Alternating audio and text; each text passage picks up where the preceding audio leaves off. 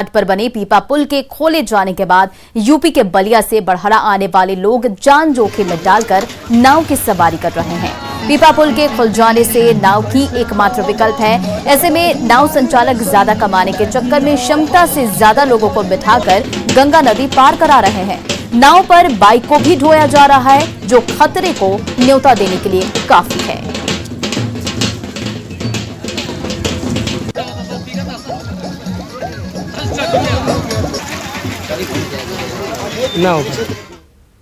जमुई में किऊल नदी उफान पर है। कई सालों बाद जून महीने में किऊल नदी में इतना पानी देखा गया है। किऊल नदी में बढ़े जलस्तर का जायजा लिया न्यूज 18 के संवाददाता केसी कुंदन ने।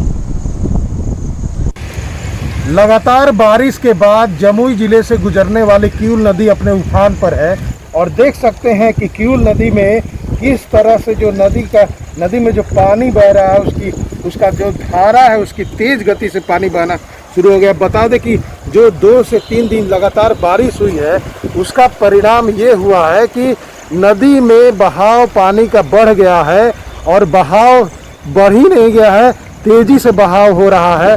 और यूँ कहा जा सकता है कि अगर इसी तरह से बारिश होते रहा और पानी इसी तरह से बढ़ते रहा तो जो नदी में जो पानी है खतरे से निशान से ऊपर जाएगी। अभी हम खड़े हैं जमुई शहर से सटा हुआ जो पत्नेश्वर नाथ धाम मंदिर का जो घाट है वहाँ पर, और देख सकते हैं कि नदी में जो किऊल नदी में किस तरह से बहाव तेज हुआ है। बताया जा रहा है कि काफ़ी लंबे समय के बाद, कई वर्षों के बाद जून के महीने में इस तरह का बहाव देखा जा रहा है। वैसे जून के महीने में यह नदी सूखी रहती थी, पानी की किल्लत रहती थी, लेकिन फिलहाल जो लगातार बारिश हुआ है उससे जल स्तर बढ़ते दिख रहा है, लगातार बढ़ते दिख रहा है और पानी की बहाव बढ़ गई है। देख सकते हैं कि और जो नदी में पानी का बहाव है जिस तरह से तेज धारा बह रही है तो ये कहा जा रहा है कि पानी का स्तर किऊल नदी में और बढ़ेगा और इससे हो सकता है कि आने वाले दिनों में आसपास के इलाके के लोग का जनजीवन भी प्रभावित होगा। केसी कुंदन, न्यूज 18 जमुई। और गंगा नदी में बढ़ते जलस्तर को देखते हुए पटना के बख्तियारपुर प्रखंड को वैशाली से राघोपुर द्वारा से जोड़ने वाले पीपा पुल हटा दिया गया है। पीपा पुल के हटने के बाद अब इलाके के लोग नाव से आ रहे जा रहे हैं और सीओ से बताया कि बड़ी नाव पर 40 से 50 लोग सवार हो सकते हैं। हालांकि सामान ज्यादा होने पर कम लोग ही नाव पर सवार हो सकते हैं।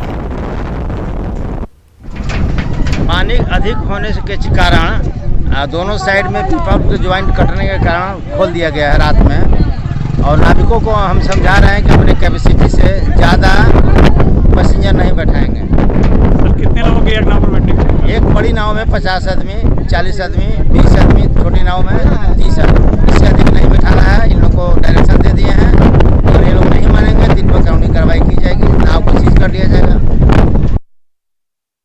उप मुख्यमंत्री तारकिशोर प्रसाद ने पटना सिटी का दौरा कर पहाड़ी स्थित संप हाउस और सैदपुर संप हाउस का निरीक्षण किया। इस दौरान उन्होंने अधिकारियों को कई अहम निर्देश भी दिए। डिप्टी सीएम के साथ स्थानीय लोगों ने सैदपुर नाले को पाट कर सड़क बनाने की मांग की। तारकिशोर प्रसाद ने जल निकासी पर काम करने के लिए नगर निगम के काम की तारीफ की।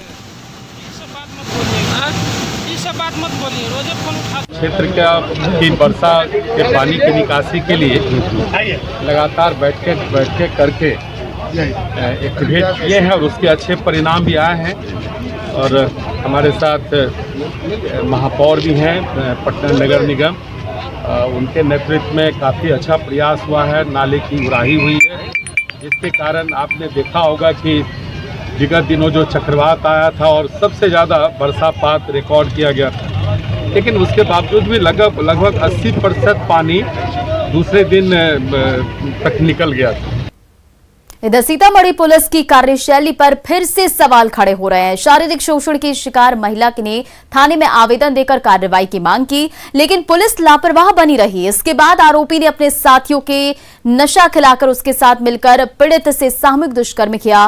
पीड़ित के मुताबिक उस पर केस वापस लेने का दबाव बनाया जा रहा था और इससे इनकार करने पर गैंग रेप किया गया। पुलिस के कार्रवाई नहीं करने के बाद अब कुछ संगठन उसके समर्थन में आ गए हैं, वहीं पुलिस कुछ बोलने से बच रही है। जब लड़की थाना में आवेदन देने गई तो थाना प्रभारी कह रही थी कि तुम्हारी जैसी महिला 5-5 हज़ार में बिकती है, और सारिक बाबा का कहना है कि जो भी आदमी इसका साथ देगा हम उसको झूठे मुकदमा में गलत तरीके से फंसाएंगे, क्योंकि थाना मैंने ख़रीद रखा है। थाना के लोग जो है ना सारिक बाबा की सुनते हैं। जैसा कि पीड़िता ने बताया कि 3 जून को ही उसने आरोपी के खिलाफ शिकायत दर्ज की थी, लेकिन बाजपट्टी थाना पुलिस वहां किसी भी प्रकार की आरोपी पर कार्रवाई नहीं की, जिसका नतीजा यह हुआ कि आरोपी अपने 4 दोस्तों के साथ मिलकर विगत रात उस पीड़िता के साथ दुष्कर्म की घटना को। कटिहार नगर निगम का कार्यकाल 27 जून को खत्म हो रहा है।